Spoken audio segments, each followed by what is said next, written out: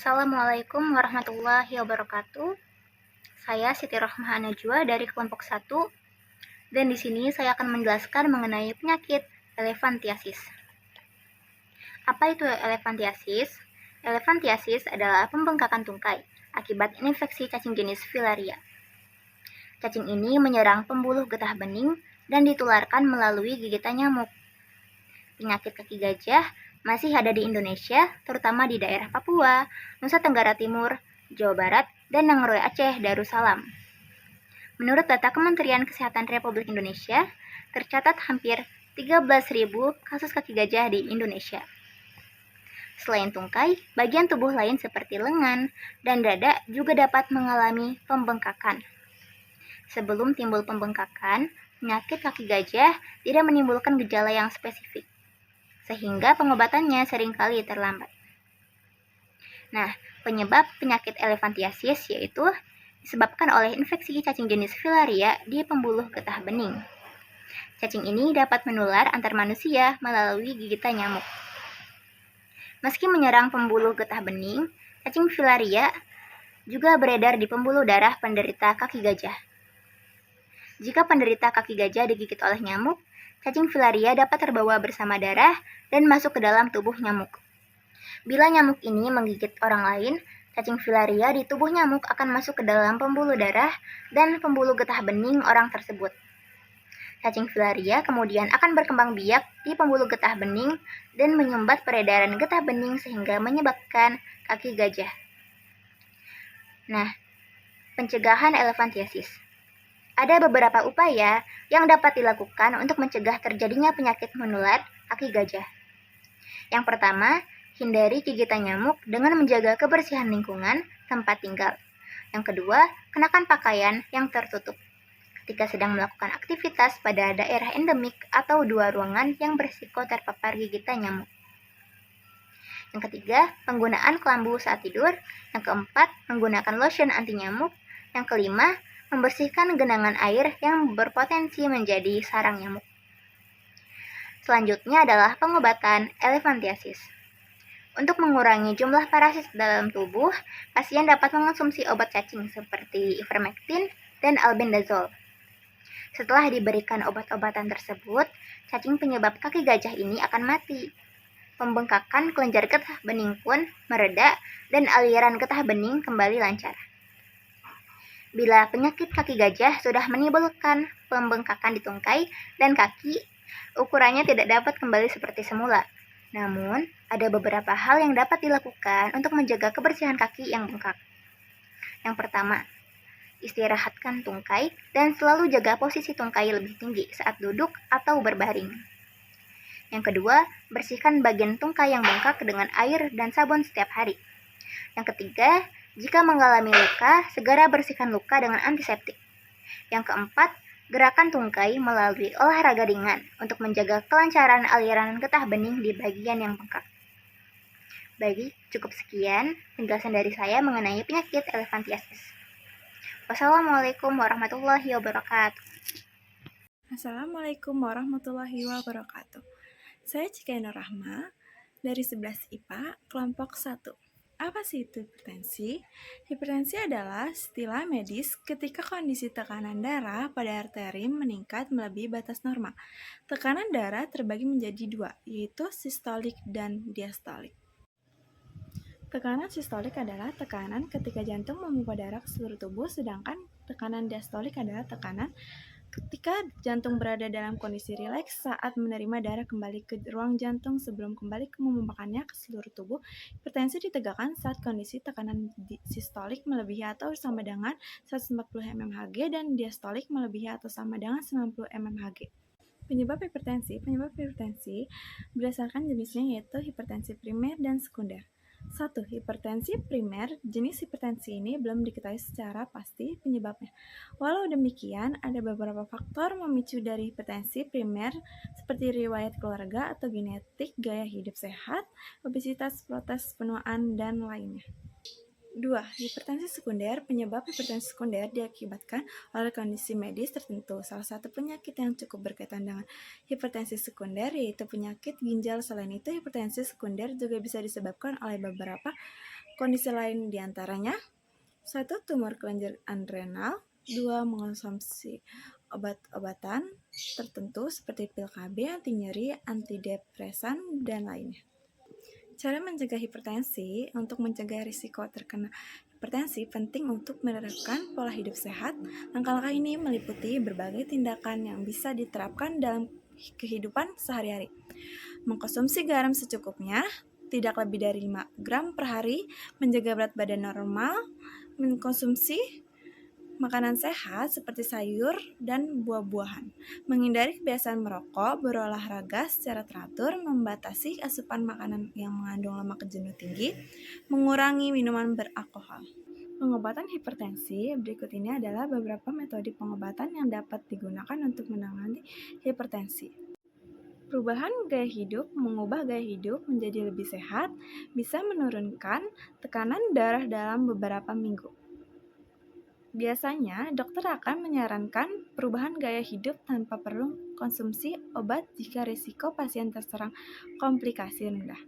Gaya hidup sehat yang dijalani adalah mengkonsumsi lebih banyak buah-buahan dan sayur-sayuran, mengurangi konsumsi garam, yaitu maksimal sebanyak 1 sendok teh per hari, memperbanyak aktivitas fisik dan rutin berolahraga, menurunkan berat badan berlebih dan menjaga berat badan ideal, menghentikan kebiasaan merokok, menghindari atau mengurangi konsumsi minuman beralkohol, mengurangi konsumsi minuman berkafein seperti kopi, teh, atau soda, melakukan terapi relaksasi untuk mengelola stres seperti yoga atau meditasi. Penggunaan obat-obatan. Pada beberapa kasus, penderita hipertensi harus mengonsumsi obat penurun tekanan darah dalam jangka panjang atau seumur hidup.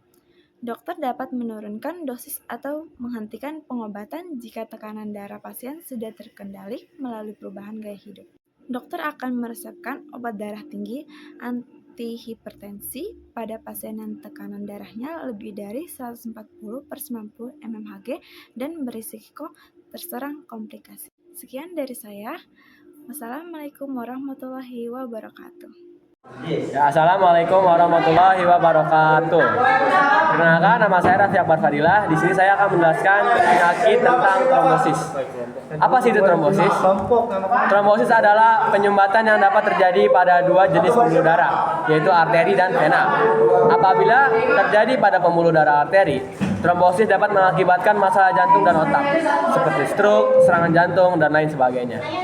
Sedangkan jika trombosis terkena pada vena, maka akan mengakibatkan pembekakan pada bagian yang mengalami sumbatan, yang umumnya itu terdapat pada lengan dan kaki.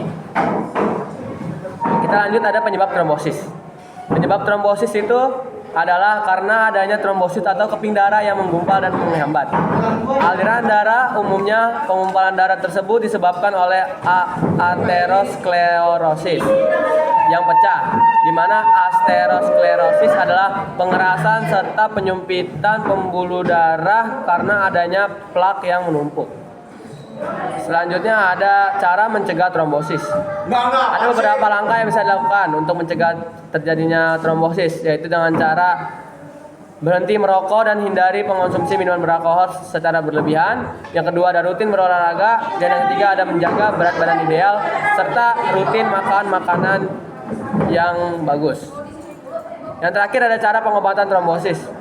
Untuk menangani trombosis ada beberapa tindakan medis yang biasa dilakukan oleh dokter. Beberapa tindakan medis untuk menangani trombosis adalah sebagai berikut. Yang pertama, pemberian obat-obatan. Dokter akan memberikan resep yang dapat membantu obat yang dapat membantu menyembuhkan penyakit tersebut. Dan yang kedua ada pembedahan. Ya, cukup sekian dari saya yang saya sampaikan. Kurang lebihnya mohon maaf. Wassalamualaikum warahmatullahi wabarakatuh.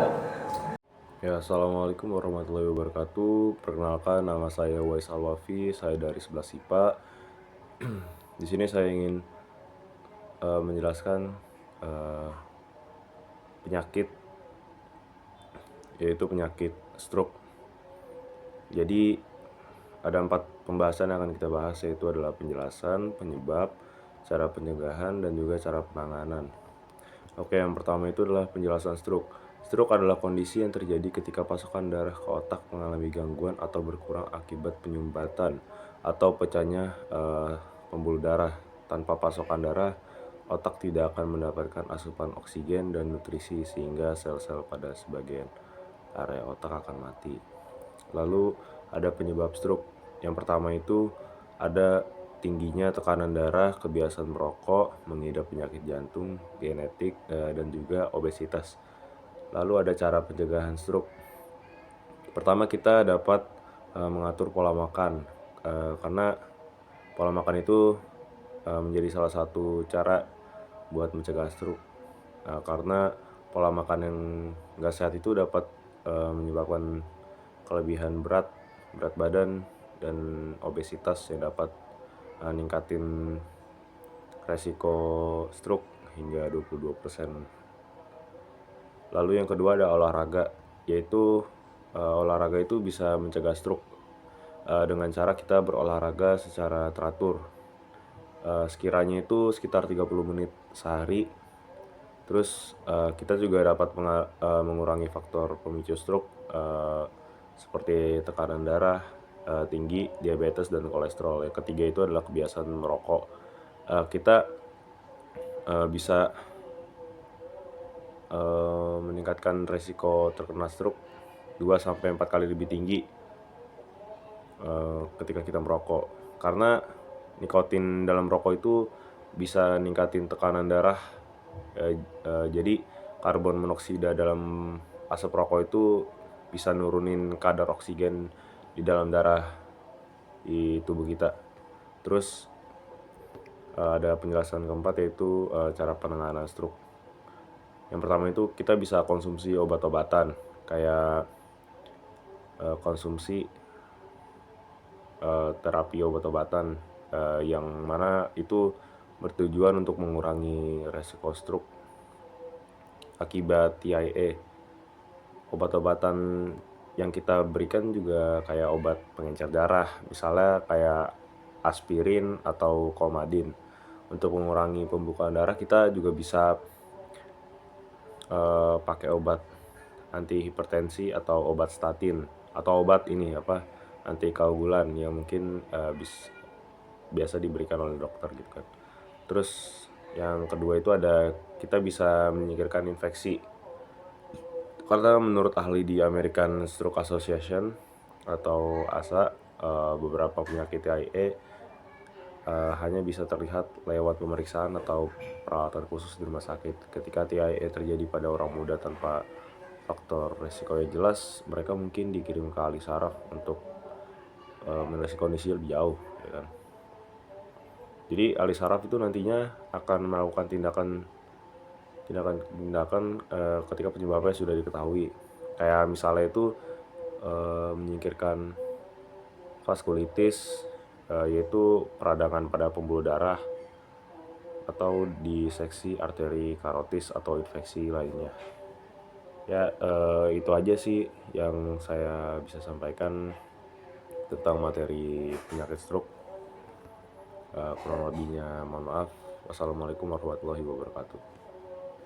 Assalamualaikum warahmatullahi wabarakatuh. Saya Muhammad Raka Firgawan dari kelompok 1 ingin menjelaskan materi tentang hipotensi. Apa itu hipotensi? Hipotensi atau tekanan darah rendah adalah kondisi ketika tekanan darah jauh lebih rendah dari yang seharusnya. Saat darah mengalir melalui arteri, darah memberikan tekanan pada dinding arteri. Tekanan itulah yang dinilai sebagai ukuran kekuatan aliran darah atau disebut dengan tekanan darah. Jika tekanan darah terlalu rendah, kondisi tersebut biasa menyebabkan aliran ke otak dan organ yang lainnya seperti ginjal menjadi terhambat atau berkurang.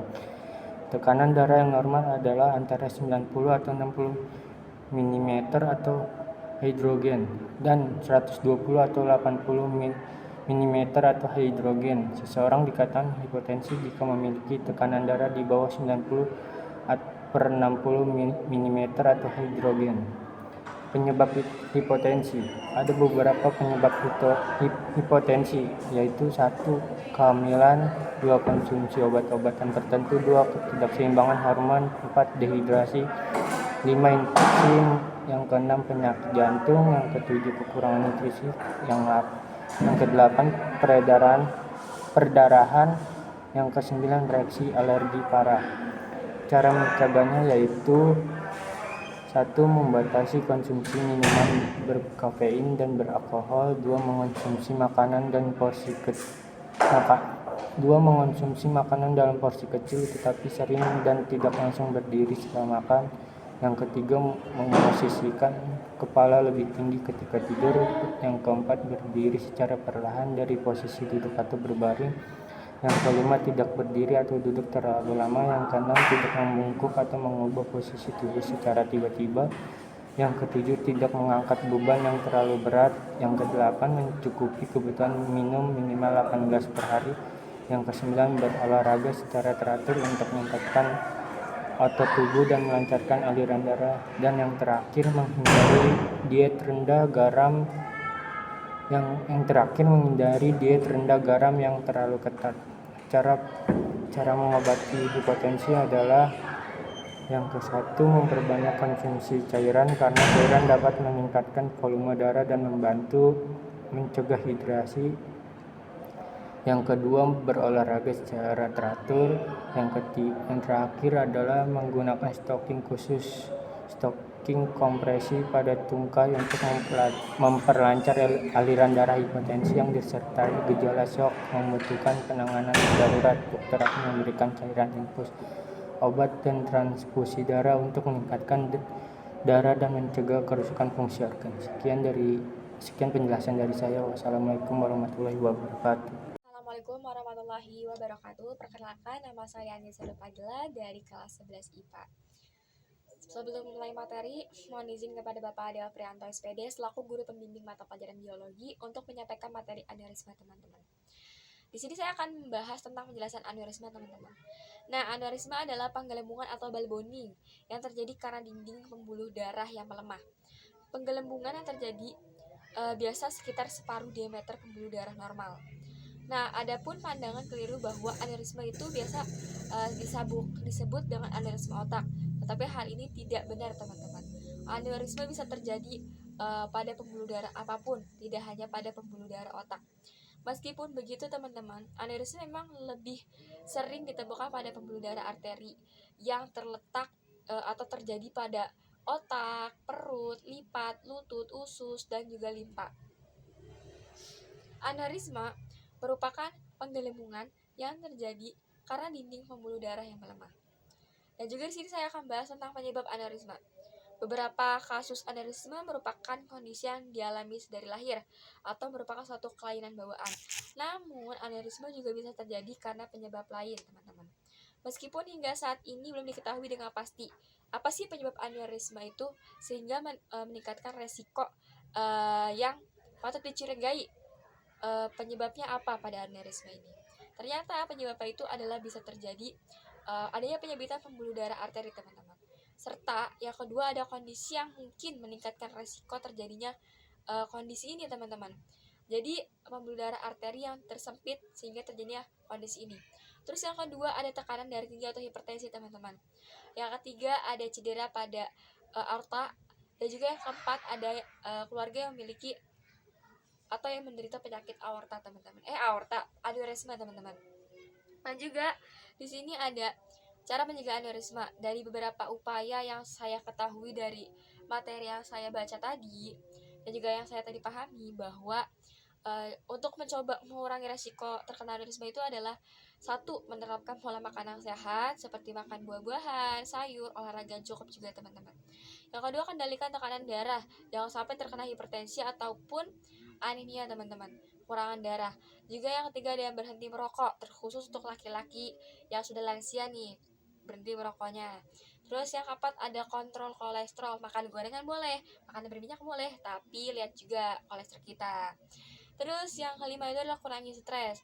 Setiap manusia pasti stres lah ya, tapi kurang-kurangilah, kita buat enjoy dan happy, teman-teman. Terus yang keenam itu ada pemeriksaan kesehatan rutin, teman-teman. Jadi nggak cuma pas kita lagi sakit aja kita periksa, tapi juga kesehatan rutin itu sangat penting. Apakah kita memiliki penyakit atau kita terkena gejalanya atau bagaimana. Dan di sini juga ada cara pengobatannya, teman-teman.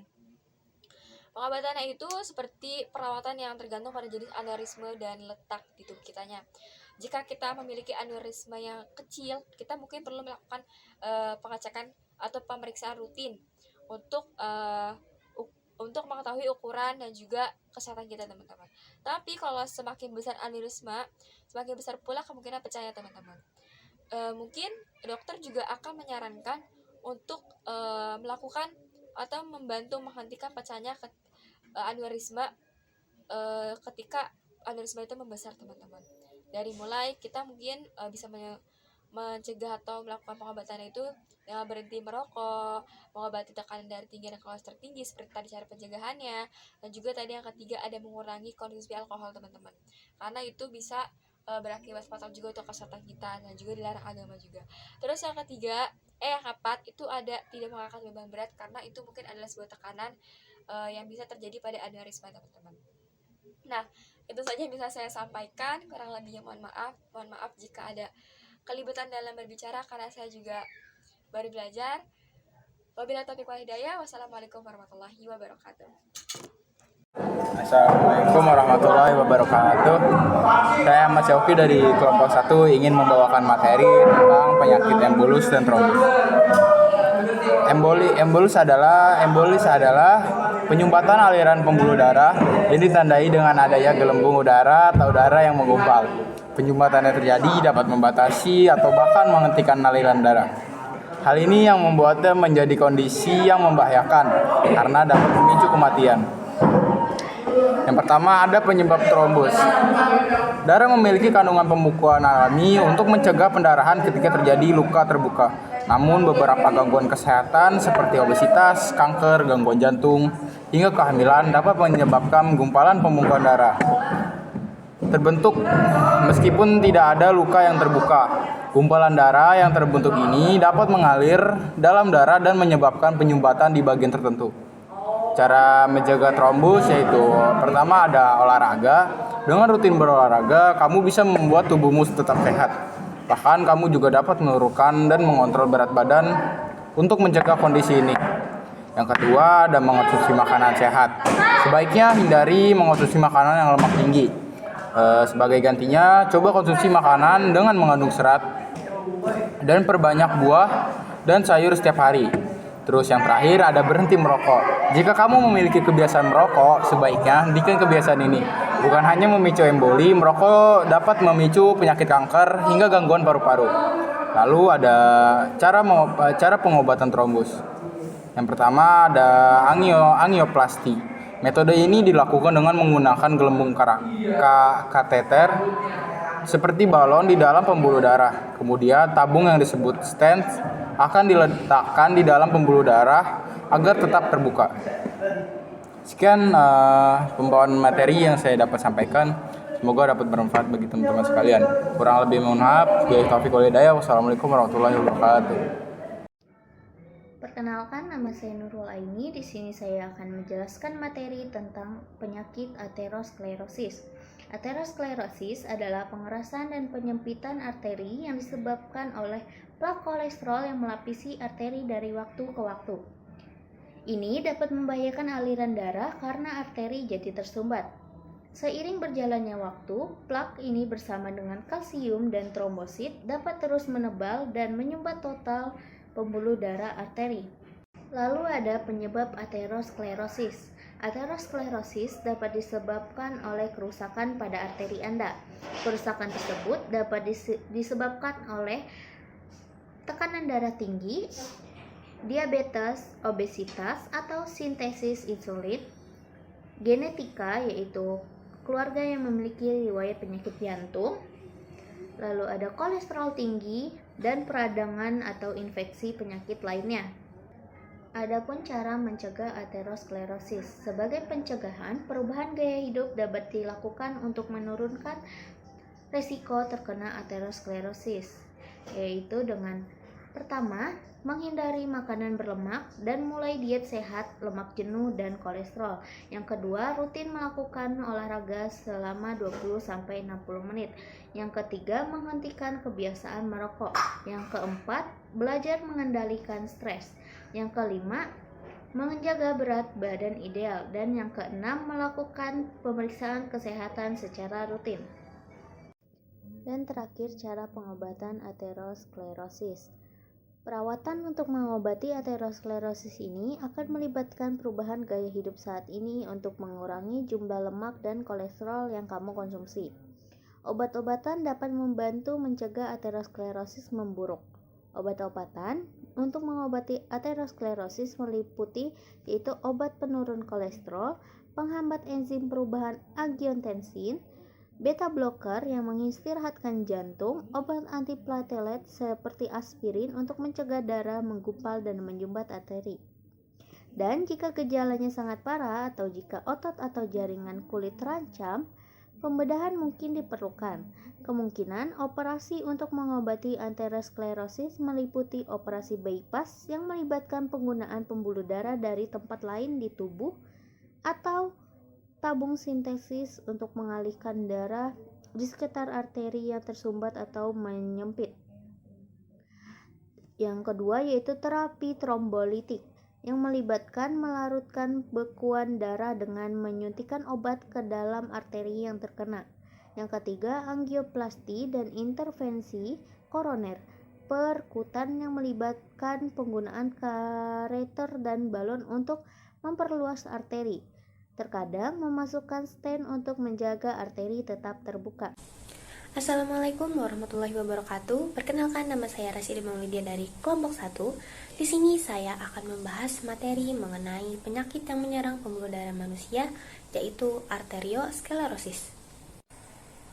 Arteriosklerosis adalah penyakit yang terbentuk akibat adanya kegagalan pembuluh darah dalam mengalirkan darah dan oksigen ke organ tubuh.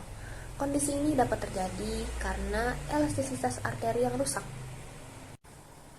Arteriosklerosis ini dapat terjadi karena adanya kerusakan pada dinding pembuluh darah arteri yang disebabkan oleh plak yang terbentuk dari lemak, kolesterol, atau kalsium yang menumpuk pada dinding arteri.